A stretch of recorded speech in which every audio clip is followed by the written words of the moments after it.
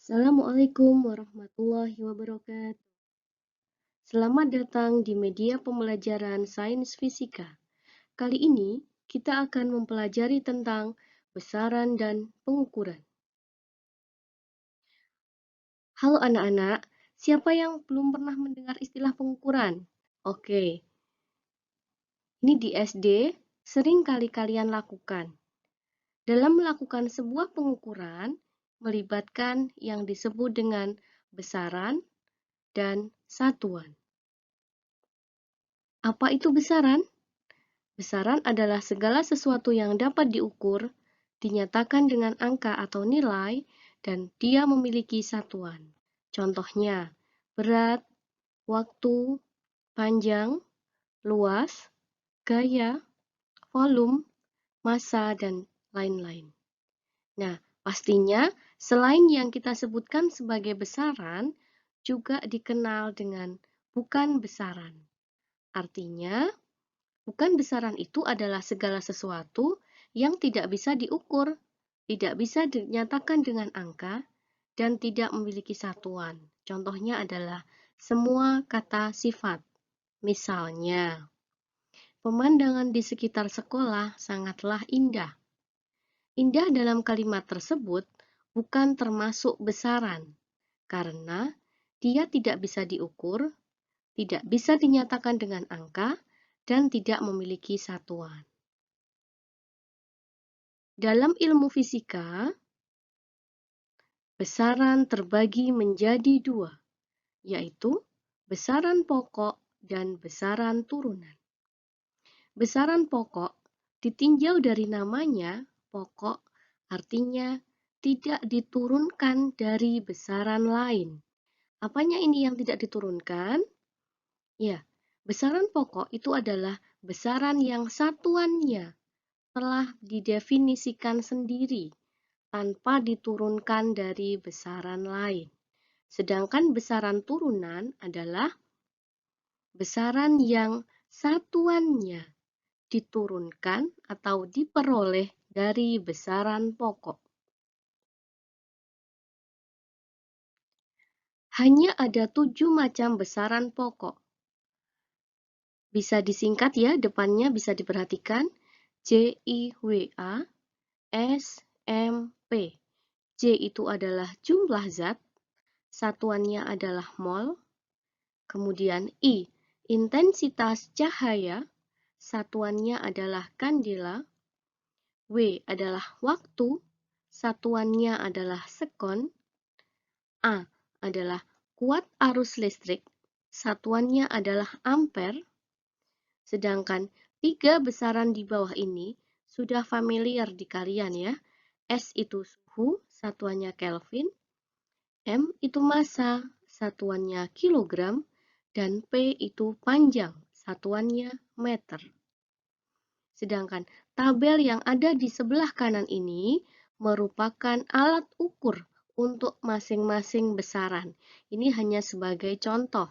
Misalnya, intensitas cahaya, alat ukurnya adalah luxmeter.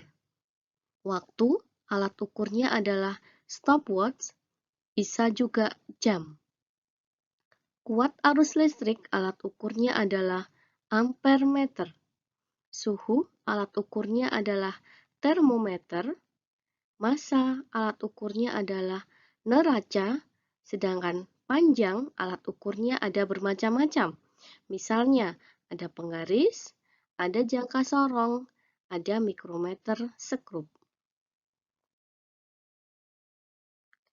Selain besaran pokok, kita juga mengenal besaran turunan. Ingat, besaran turunan adalah besaran yang satuannya diturunkan dari besaran pokok. Contoh, luas. Besaran turunan luas memiliki satuan meter persegi. Berarti besaran turunan luas ini diturunkan dari besaran pokok panjang karena penyusun satuan meter persegi adalah meter. Contoh 2. Volume, satuannya adalah meter kubik. Meter kubik ini diturunkan dari satuan meter. Artinya, Besaran turunan volume diturunkan dari besaran pokok panjang. Kemudian contoh lain adalah kecepatan.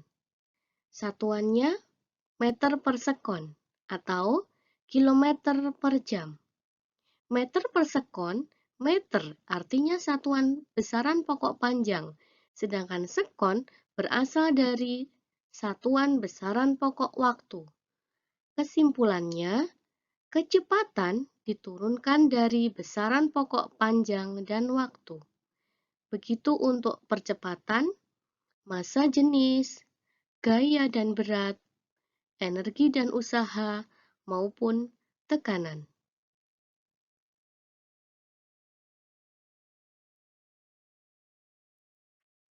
Nah, sekarang kita kembali pada pokok bahasan pengukuran.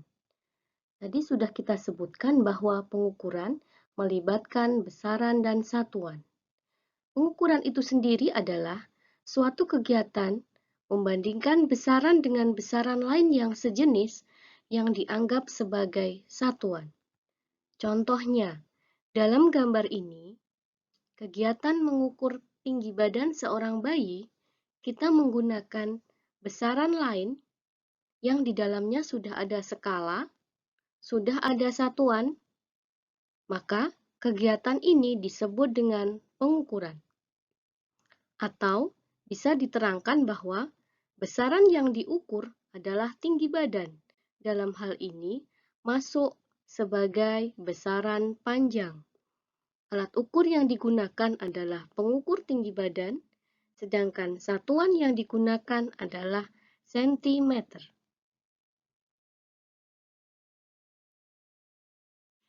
Berikut ini adalah contoh alat ukur besaran. Yang pertama, dalam gambar ini adalah contoh alat ukur besaran suhu, yaitu termometer. Termometer jenis ini biasa digunakan untuk mengukur suhu makanan. Kemudian, gambar kedua adalah gambar neraca Ohaus, biasa digunakan untuk mengukur massa. Gambar selanjutnya adalah gambar stopwatch, bisa digunakan untuk mengukur waktu. Gambar selanjutnya yang mungkin belum familiar ya, ini namanya adalah micrometer screw. Bisa digunakan untuk mengukur ketebalan suatu benda. Gambar selanjutnya adalah jangka sorong, bisa digunakan untuk mengukur ketebalan, kedalaman suatu benda, ataupun diameter dalam suatu benda. Gambar selanjutnya adalah gambar ampere meter, bisa digunakan untuk mengukur kuat arus listrik. Sedangkan gambar yang terakhir, di tengah sini terdapat pegas, maka alat ini dinamakan neraca pegas. Bisa digunakan untuk mengukur gaya atau berat suatu benda. Sudah membahas tentang besaran dan pengukuran, maka yang terakhir adalah satuan. Satuan adalah pembanding dalam kegiatan pengukuran. Dalam hal ini, satuan terbagi menjadi dua, yaitu satuan baku dan satuan tidak baku. Satuan baku biasa kita gunakan dalam pengukuran formal, misalnya ada senti, gram, byte, meter kubik, pascal, newton, liter, watt, volt, joule, meter persegi, ampere, detik atau sekon, jam, kilometer per jam, dan lain-lain. Satuan baku ini dikenal di seluruh dunia. Sedangkan satuan tidak baku biasanya berasal dari pengukuran anggota tubuh. Alat ukurnya berupa anggota tubuh, misalnya depa, langkah, kilan, dan lain-lain. Syarat memenuhi sebagai satuan baku, yang pertama bernilai tetap, artinya tidak dipengaruhi kondisi lingkungan di mana satuan tersebut digunakan. misalnya panas atau suhu, tekanan udara, arah angin, dan lain-lain. Satuan baku akan menghasilkan nilai tetap, tidak dipengaruhi oleh keadaan-keadaan tersebut. Syarat yang kedua adalah mudah ditiru. Mudah ditiru dalam hal ini dimaksudkan agar setiap orang yang akan menggunakan bisa dengan mudah untuk membuat tiruannya. Sedangkan syarat yang ketiga adalah berlaku internasional. Artinya, 1 meter di Indonesia akan sama persis dengan 1 meter di negara lain, atau satuan tersebut tidak harus dikonversi dalam satuan yang lain apabila akan diberlakukan di negara lain. Demikian tadi penjelasan tentang besaran dan pengukuran. Mudah-mudahan bisa membantu kalian dalam memahami materi besaran dan pengukuran. Sampai jumpa di materi berikutnya. Assalamualaikum warahmatullahi wabarakatuh.